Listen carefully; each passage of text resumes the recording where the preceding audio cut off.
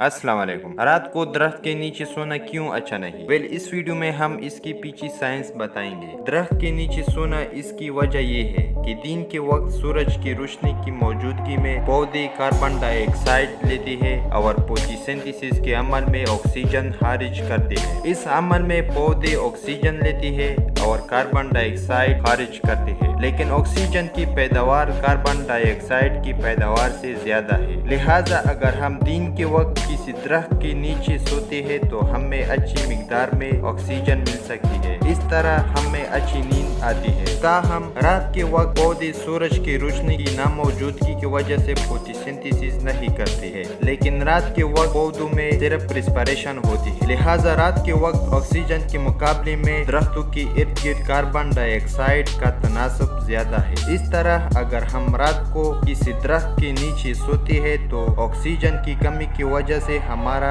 दम घुटता है। मजीद ये कि ज्यादा कार्बन डाइऑक्साइड सांस लेना इंसानों के लिए नुकसानदेह है, इसलिए रात को दरख्त के नीचे सोना अच्छा नहीं है।